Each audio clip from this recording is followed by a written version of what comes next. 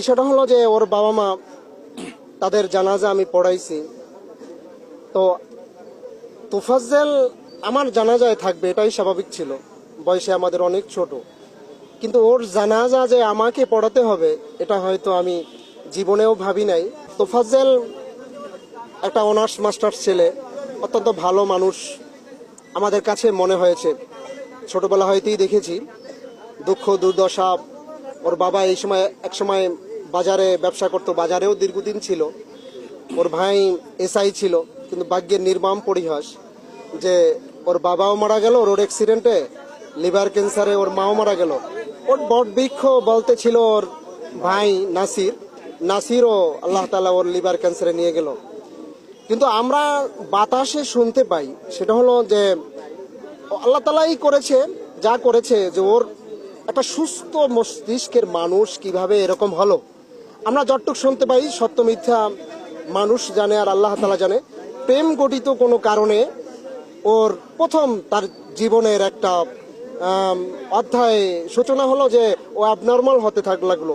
তো প্রথমে উল্টা পাল্টা করতেছে, কখনো পাঞ্জাবি কখনো তসবি, এভাবেই রাস্তাঘাটে চলতো। আমাদের কাছে দেখা হলে বলতো, ভাইয়া আমার একটা 10টা টাকা হবে।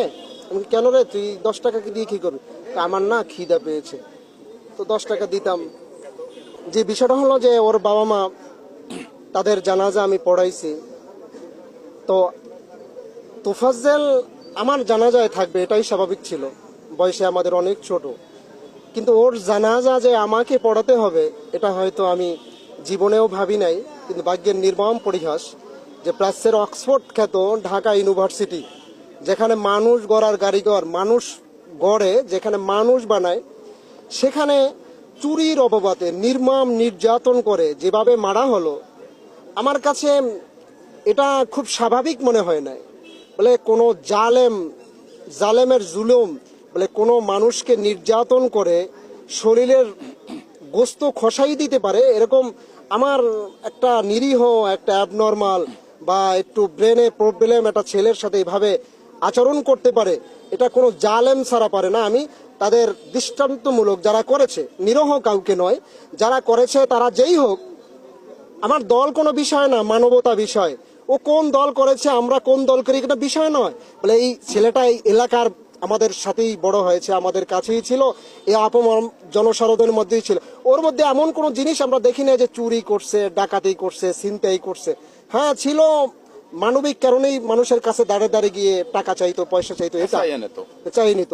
এজন্য আমরা যারা এই ঘটনা ঘটাইছে তাদের সর্বোচ্চ বিচার চাই। বিশেষ করে বর্তমান সরকার যারা পরিচালিত করতেছেন, তার বিশেষ করে ডক্টর ইউনূস সাহেবকে বলবো, তারা যেন এই সর্বোচ্চ বিচার করে।